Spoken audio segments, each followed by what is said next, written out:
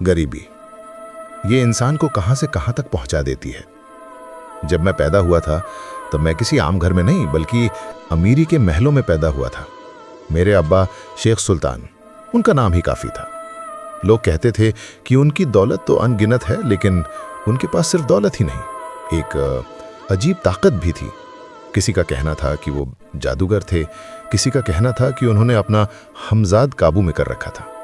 मगर उस वक्त मैं बच्चा था, मुझे इन बातों का मतलब ही कहाँ समझ आता।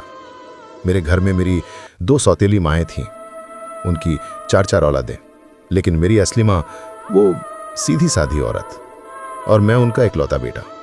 घर में सबसे छोटा था, सबसे मासूम। मगर किस्मत का खेल देखो, अब्बा के मरते ही सब बदल गया। मेरी सौतेली माँ और उनके बेटों ने चालाकी से हमारी जायदाद अपने नाम कर ली, कारोबार भी, हवेली भी, सब कुछ। मैं उस वक्त बस 13 साल का था, इतना छोटा कि समझ भी नहीं पाता कि मेरे साथ क्या हो रहा है। अब्बा की मौत के बाद मानो मेरी जिंदगी तिनका बिखर गई। माँ से वो दिन रात काम करवाते, माँ सब सह लेती और कहती, काम करने से कोई इंसान छोटा नहीं होता बेटे।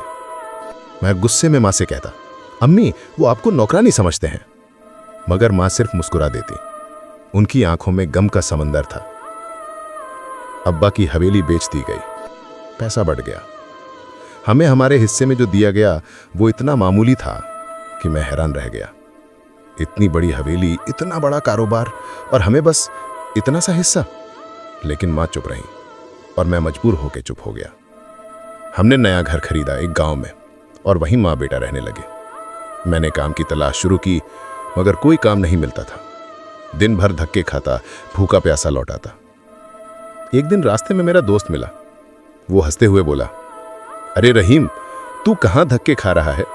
तू तो शेख सुल्तान का बेटा है। तेरे अब्बा के पास तो दौलत भी थी और ताकत भी। मैंने उससे कहा, कहाँ की दौलत, कहाँ की ताकत, सब छिन गया। तो वो धीरे से बोला, नहीं भाई, सब छिना नहीं है। तेरे अब्बा ने अपना हमजाद काबू में कर रखा था।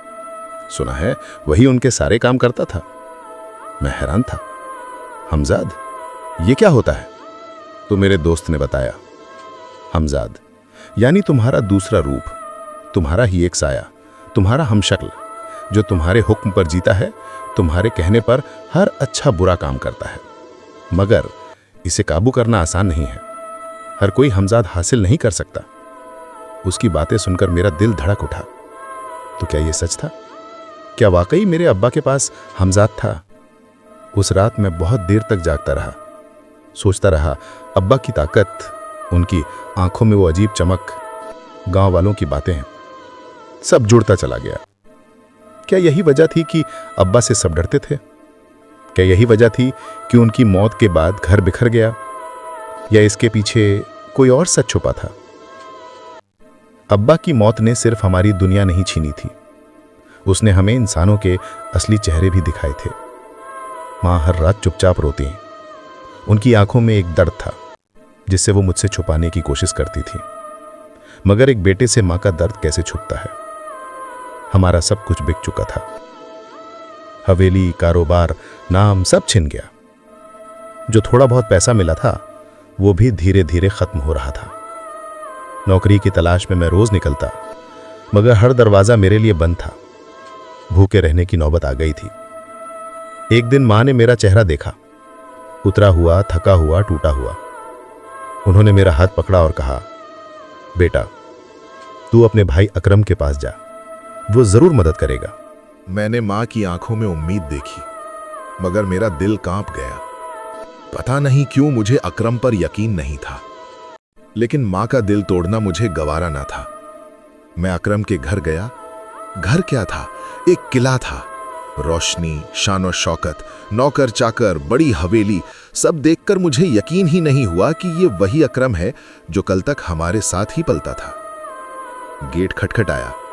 दरवाजा नादिरा बेगम ने खोला। उसकी आंखों में अजीब सा घमंड था, चेहरे पर बनावटी मुस्कान। अरे रहीम मियाँ, आइए, कैसे हैं आप? मैंने कहा, ठीक हूं, अकरम भाई से मिलना है। वो बोली, वो आराम कर रहे हैं, चाहो तो उठा दूं? बैठो, मैं तुम्हारे लिए शरबत लाती हूं। उसका लहजा मीठा था, मगर उसमें कहीं ना कहीं एक चुभन भी छुपी थी। मैं अंदर गया, हवेली के कमरे देखे, हर तरफ सजावट, दौलत, चमक दमक। मुझे लगा अकरम का कारोबार वाकई बहुत अच्छा चल रहा होगा। नादिरा मुझे कमरे में ले गई। वहां अकरम बैठा था। आओ रहीम, बैठो, क्या बात है? मैं कुछ कह पाता उससे पहले ही नादिरा रोना शुरू हो गई। अरे हम तो बहुत परेशान हैं, कारोबार में इतना घाटा हुआ है, तुम्हारे भाई बीमार पड़े हैं, सदमे में हैं। अगर मेरे अब्बा ना होते तो आज हम सड़क पर होते। अकरम ने भी हामी भर दी। हाँ रहीम, सच कहती है नादिरा, हमने बहुत झेला है। मैं हैरान था, इतनी शानो शौकत, इतनी बड़ी हवेली और फिर भी नुकसान का रोना। उनकी बातों में सच्चाई कम और झूठ ज्यादा लग रहा था। नादिरा ने शरबत लाकर मेरे सामने रखा। पीजिए रहीम मियां, गला तर कर लीजिए। मगर मेरा गला पहले ही कड़वाहट से भर चुका था। मैंने मना कर दिया, उठकर बाहर चला आया। जैसे ही मैं कमरे से बाहर निकला, मुझे अंदर से नादिरा की आवाज सुनाई दी। क्या हमने यतीम खाना खोल रखा है? ये मुंह उठाकर चला आता है। मेरे कदम ठिठक गए, दिल दहल गया। अकरम की आवाज आई, चुप हो जाओ नादिरा। मगर नादिरा कहां चुप होने वाली थी? अरे हमारी भी 2 जवान बेटियां हैं, उनके हाथ पीले करने हैं, हर वक्त मदद करने बैठ जाएं क्या? मेरी आंखें भर आईं। मैं वहां से निकल गया, दिल में एक तीस लिए। घर पहुंचा तो मां ने पूछा, क्या हुआ बेटा, अकरम से मिले? मैंने उनकी आंखों में उम्मीद देखी। मैं झूठ नहीं बोलना चाहता था, मगर सच कहने की भी हिम्मत नहीं हुई। मैंने कहा, हाँ मां, मिला था। उन्होंने कहा हालात बहुत खराब हैं, खुद परेशान हैं, मदद कैसे करेंगे? मां चुप हो गई। उनकी आंखों में निराशा उतर आई, लेकिन उन्होंने कुछ नहीं कहा। मैं रोज धक्के खाता रहा, नौकरी कहीं नहीं मिली। आखिरकार मां ने लोगों के घरों में काम करना शुरू कर दिया। वो कहती, रोटी की तलाश में हाथ गंदे करने पड़ते हैं बेटा, इसमें शर्म की क्या बात है? मैं उनकी आंखों में झांकता और सोचता, क्या यही हमारी किस्मत थी? क्या यही हमारी किस्मत थी? मैं अक्सर रात को जागकर यही सोचता था। बाप के गुजर जाने के बाद घर यूं बिखर जाएगा, ये मैंने कभी सोचा नहीं था। मां बूढ़ी हड्डियों के सहारे दूसरों के घर काम करने जाती थी, और मैं जो कभी अपने आप को शेख सुल्तान का बेटा समझकर इतराता था, आज बेरोजगार होकर दर दर की ठोकरें खा रहा था। सवेरे की धूप चेहरे पर पड़ रही थी। मैं खाली जेब और बोझिल दिल के साथ मोहल्ले की तंग गलियों में चला जा रहा था। तभी पीछे से एक आवाज आई, अरे रहीम मियां, कहां जा रहे हो? मैंने पलट कर देखा तो उस्मान मियां थे। सफेद दाढ़ी, सर पर टोपी और आंखों में वो पुराना अपनापन। मैंने जबरन मुस्कुराने की कोशिश की और बोला, बस यूं ही मियां, जरा टहलने निकला था। उस्मान मियां ने गौर से देखा, फिर धीरे से बोले, कुछ परेशान लग रहे हो, नौकरी का क्या हुआ? मेरे अंदर का दर्द जैसे फूट पड़ा। मैंने सिर झुका लिया और धीरे से कहा, क्या बताऊं मियां, कोई काम नहीं मिल रहा। भाई से मदद मांगने गया था, पर वहां भी उम्मीद टूट गई। बस यही चिंता है कि मां कब तक लोगों के घर झाड़ू बर्तन करेगी। उस्मान मियां ने गहरी सांस ली, कुछ देर चुप रहे, फिर अचानक बोले, देखो रहीम, मैं तुम्हें एक बात बताऊं। मेरे रिश्ते में एक बहन है, दूसरे गांव में रहती है, बड़ा खानदानी घराना है उनका। उनके घर मर्द नहीं है, तो उन्हें एक भरोसेमंद आदमी चाहिए जो घर के बाहर का काम देखे, सब्जी, सौदा, सुलूफ, सामान वगैरह। बस इतना ही करना होगा। अगर तुम चाहो तो मैं तुम्हारी बात करा दूं। मैं एक पल को सोच में पड़ गया। शेख सुल्तान का बेटा दूसरों के घर में नौकर का काम करेगा? खुद पर हंसी भी आई और अफसोस भी, लेकिन हालात ऐसे थे कि इनकार करना नामुमकिन था। मैंने कांपते लहजे में कहा, मियां, मैं तैयार हूं, काम छोटा हो या बड़ा, अब मुझे बस मां के लिए 2 वक्त की रोटी चाहिए। उस्मान मियां ने सुकून भरी नजर से मुझे देखा। ठीक है रहीम, तुम चिंता मत करो, मैं आज ही खत लिखकर अपनी बहन को भिजवाता हूं। उनका नाम है साइमा बेगम, बड़ी शरीफ औरत है। पति के इंतकाल के बाद वो अपनी बूढ़ी बुआ और एक नौकरानी के साथ रहती हैं। तुम्हें सिर्फ बाहर का काम करना होगा। उस्मान मियां की बातों में एक सच्चाई थी, एक राहत थी। मैंने अल्लाह का शुक्र अदा किया और घर लौट आया।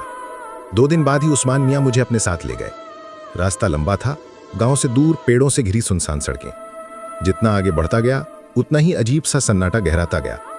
आखिरकार एक ऊंची हवेली सामने आई। काले लोहे का बड़ा सा गेट, दीवारों पर पुरानी बेलें चढ़ी हुई और खिड़कियों पर मोटे पर्दे। हवेली को देखकर पहली नजर में लगा कि कोई राजमहल हो, मगर नजदीक पहुंचते ही पता चला ये हवेली जितनी शानो शौकत वाली थी उतनी ही रहस्यमयी भी। उस्मान मियाँ ने दरवाज़ा खटखटाया। अंदर से एक नौकरानी निकली। उम्र ज्यादा नहीं थी, लेकिन चेहरे पर थकान और आंखों में अजीब सी बेचैनी झलक रही थी। उसका नाम सीमा था। वो हमें अंदर ले गई। बड़ा सा आंगन, बीच में सूखा फव्वारा, चारों तरफ ऊंचे दरवाजे। मैंने अपने आप से कहा, क्या सचमुच यहीं से मेरी नई जिंदगी शुरू होगी? हॉल के अंदर कुर्सी पर एक औरत बैठी थी, सफेद कपड़ों में, चेहरे पर नूर और आंखों में गम की गहराई। ये थी साइमा बेगम। उस्मान मियाँ ने मेरा तारुफ कराया। बहन, ये रहीम है, भरोसेमंद लड़का है, घर के बाहर का सारा काम संभाल लेगा। साइमा बेगम ने मुझे गौर से देखा। उनकी नजर जैसे मेरे दिल तक उतर रही थी। फिर हल्की आवाज में बोली, ठीक है रहीम मियाँ, हमें भी ऐसे ही किसी की जरूरत थी। यहाँ काम आसान है, बाहर का सौदा सुलभ, जरूरत का सामान लाना, सैलरी महीने की शुरुआत में मिल जाएगी। साइमा बेगम की आवाज कमरे के सामने खड़ी होकर भी मेरे भीतर एक हल्का सा सुकून दे गई। उस वाक्य में मेरे घर की रोटी, माँ की थकी कमर और एक छोटा सा भरोसा सब समा गया। मैंने सिर झुकाया और जी बेगम कहा। मुझे यहाँ आते हुए 3 हफ्ते हो गए थे। 3 हफ्तों में सिर्फ 2 ही बार साइमा बेगम मुझे दिखाई दी थी। 1-2 मौके पर वे हॉल में किसी बैठक के लिए बाहर आती या किसी जरूरी बात में। बाकी समय उनका कमरा बंद रहता। कभी कभी मैं उनका आंगन में साया देख लेता, पर वे बातचीत में शामिल नहीं होती। नौकरी मिलने का मतलब अब मेरे लिए सब कुछ था। मैंने उस्मान मियाँ के भरोसे से ये काम पकड़ा था। बाहर का सामान, सब्जी लाना, किराने का सौदा, छोटे मोटे कामकाज। हफ्ते के बीच में ही इस प्रकार से सैलरी का वादा किसी पहाड़ के ऊपर जाते हुए लकीर जैसा था, दूर मगर लगता यकीनन हासिल करने योग्य। मैंने सोचा अब कम से कम माँ को घर से बाहर नहीं निकलना पड़ेगा। वो थक कर रात में घर आकर सो पाएगी और मैं उसकी आंखों की थकावट को कम कर सकूंगा। पर किस्मत के पन्ने अक्सर उलट पलट कर मजाक कर देते हैं। एक दिन काम के सिलसिले में मैं रसोई में था। सीमा बर्तन साफ कर रही थी। मैंने हिम्मत करके पूछा, सीमा, तुम बुरा मत मानना, पर बस एक बात पूछनी थी। साइमा बेगम हमेशा अपने कमरे में क्यों रहती हैं? 3 हफ्तों में बस 2 बार मिली मुझे। मेरा शब्द झटके की तरह हवा में लटके रहे। सीमा ने एक ताजा झटका खाया और जो कुछ भी चेहरे पर था वो झलक गया। तुम्हें क्या है? उसने घूर कर कहा। तुम नौकर हो। नौकर की जगह उसकी मर्यादा होती है। मालिकों की जिंदगी में घुसना तुम्हारे बस की बात नहीं है। उसकी आवाज में गुस्सा था, पर उस गुस्से के नीचे दबा सा भय भी था। मैंने और प्रश्न नहीं उठाया। नौकर का दिल भी कुछ जानने की आग में जला करता है। ना पूछ सके तो ये आग भीतर और तेज हो जाती है। उस रात तेज बारिश आई। हवेली की छत से पानी की टपकियां, आंगन की मिट्टी, सब कुछ एक स्वर में करा रहा था। मैं अपने घर वापस कैसे जाता? बारिश ने सारे रास्ते बंद कर दिए थे। मैं हवेली में ही रुक गया। सीमा भागती हुई आई। उसकी सांस उखड़ी हुई थी, आंखें फटी हुई। रहीम, हुक्म है, हकीम जी को बुला कर लाओ, बुआ की तबीयत बहुत खराब है। उसकी आवाज में जो हड़बड़ी थी वो असली थी। अंदर से साइमा बेगम की चीख गूंज उठी, जल्दी तांगा ले जाकर हकीम को लाओ। उनका स्वर आदेश का नहीं, दर्द का था। तांगा नजर नहीं आ रहा था। हमारे आसपास छूटे हुए रास्तों पर हल्की सी रौनक तक नहीं थी। सब कुछ पानी में डूबा हुआ। एकमात्र आशा था हकीम साहब का घर।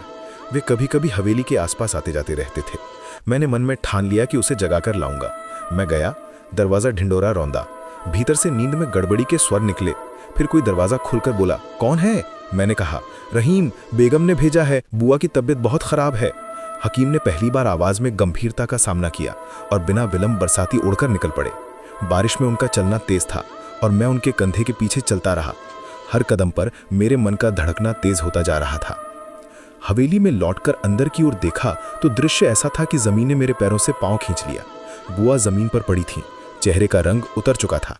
हकीम साहब ने उनकी गर्दन पर उंगली रखकर पल के भीतर हलचल गिन ली और बोले, इन्ना लिल्लाही व इन्ना इलैहि राजिऊन। अब वे इस दुनिया में नहीं रहीं। साइमा बेगम की आवाज उस पल टूट गई। वे रोने लगीं। कुछ इस तरह की चीख निकली जैसे मलबे के अंदर किसी का दिल दब गया हो। सीमा भी फूट फूट कर रो पड़ी। मैं भी उदासी से भर गया। मैंने दरवाजे पर एक छोटा सा सुराग देखा। चारपाई पर बैठकर आधी रात मेरी आंख खुली रही। मैं उठकर उस सुराग के पास गया और झांकने लगा। कमरे के भीतर साइमा बेगम एक सफेद कपड़ा बिछाकर बैठी थी, हाथ में एक पुरानी सी किताब, शायद कोई अरबी या उर्दू की पुरानी दुआओं वाली किताब। वे पढ़ रही थीं। फिर किताब बंद कर दोनों हाथ जोड़कर कुछ फुसफुसाती।